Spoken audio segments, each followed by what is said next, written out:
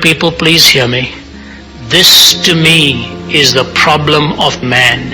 He no longer knows what to laugh at and no longer knows what to weep at. So you turn on your television screen and before you know it, you're looking at a seduction yourself, and instead of weeping at it, you're watching an intrigue as the story unfolds. You watch illegitimacies transpire before your eyes and mine, and because Hollywood has convinced us that it is entertainment, we become entertained rather than sitting there with a crushed and a broken heart and a contrite spirit. And I often wonder, if my Lord Jesus were able to stalk some of the seats of Broadway or sit in some of the theaters where things are perpetrated and shown to you and me, where jokes are made of his virgin birth, where Christianity is demeaned and mocked, where illegitimacies are glorified and exalted, that which is vulgar is intended to make us laugh, that which is sacred is intended to make us weep, rather than sit there in awe and gratitude for the sacred. What has really happened between the educational system and whatever else is happening, we've lost the differentiation between laughter and tears. It is vitally important what you laugh at. It is vitally important what you weep at. What breaks your heart tells God who you are. What makes you laugh tells God who you are. And when you look at the story of Jesus' encounter with Pilate in John 18, Pilate asks him the most important question he could have ever asked. He said, "What is truth?" and walked away. Imagine that. Imagine that. Standing in front of him who claimed to be the way, the truth, and the life. And Jesus had said to him, "They that are on the side of truth, listen to me." And so to you this afternoon, I want to present a message within the time that I have allocated here. And the message is, why do I believe Jesus Christ to be the way, the truth, and the life? I have written a lot on this subject. I've written a book on this called Jesus Among Other Gods. I've written one called Why Jesus. None of that material am I bringing to you here today. I'm just taking some existentially relevant ideas that I hope will form the impetus within your life to carry this message everywhere you go. You see, truth is generally measured, tell us the philosophers, in three ways: logical consistency, empirical adequacy, and experiential relevance. Is what you are saying logically consistent? Is it empirically verifiable? Is it experientially relevant? So there's consistency, verifiability, and relevance.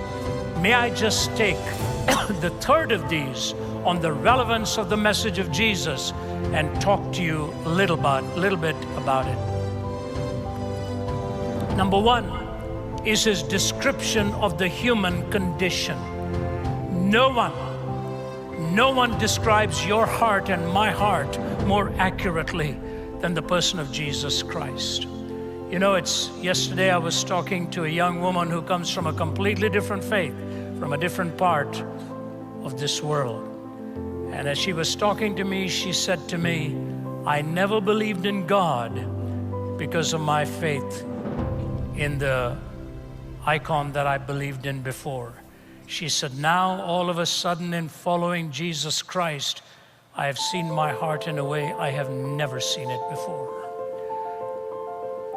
It was in the 1980s, during the Cold War, that I had been invited to Warsaw, Poland. It was grim, it was cloudy, it was cold, the Soviet presence already there, very much so, the early 80s. And I was taken to another city where I was speaking to the Polish gathering. And one day, a man, but a medical doctor, said to me, "Ravi, have you ever been to Auschwitz?" I said to him, "Yes, I've been to some concentration camps, Buchenwald and Dachau." He said, No. This is a death camp. Have you ever been to a death camp? I said, "I don't think so." He said, "Let me take you there." So we drove. Emotionally, I was totally unprepared for what I was going to say. Totally unprepared. Because Buchenwald, Dachau, and all, as much as they show you something, doesn't show you what Auschwitz does. And as I walked in there, from room to room, the only response is pin drop silence. You see the pictures of young boys that had been castrated by Mengele, standing there as twins photographed like this, with skeletons and their skin tied taut around them, vacant, empty eyes. And you look at what the most educated generation then did to humanity. In one room there was 14,000 pounds of women's hair stashed behind glass. When the women were taken into the gas ovens, they were stripped of their hair, which was then put into sacks and sold in the marketplace to make money out of all of this. 14,000 pounds of that hair still remained behind glass. They were being exterminated in Auschwitz at the rate of 12,000 every day. They'd be stripped naked and taken into the gas rooms, which they were told were actually their showers. And they'd be so tightly packed against each other, flesh to flesh, already just skin and bones. And they would not know what was coming. They were told they were going to get their first shower, and all this while, shaven bald, standing shoulder to shoulder, and the spigots would be turned on. And the gas would start to descend, and somebody would scream, "Gas!" Another 12,000 shoveled out of there. And I remember walking out of there thinking to myself, this is what we are capable of, even listening to the best music under the world and going to the highest educational systems. But I missed something in that. You see, ladies and gentlemen, the problem of evil is not so much that it's so pervasive and so strong out there, but the fact that it is deep inside your heart and mine too. Viktor Frankl, who served twice in Auschwitz as a prisoner, says this: if we present man with a concept of man which is not true, we may well corrupt him.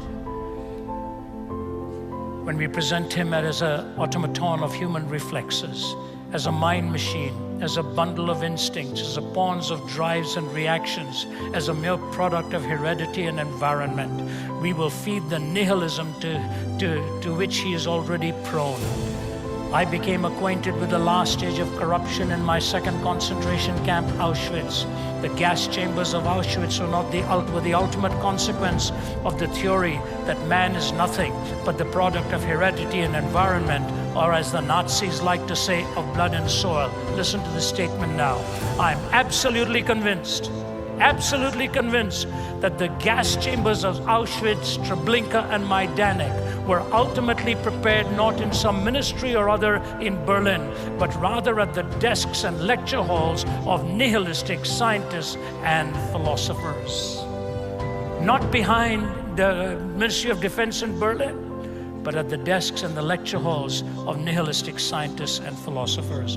The theory of relativism today is being presented in the highest institutes of our learning, producing a whole generation of young men and women who no longer believe that there are absolutes. That's where it's happening. The early stages of corruption may be behind lecterns. The end stages is the devaluation, the dehumanization, the denigration, and ultimately the desensitization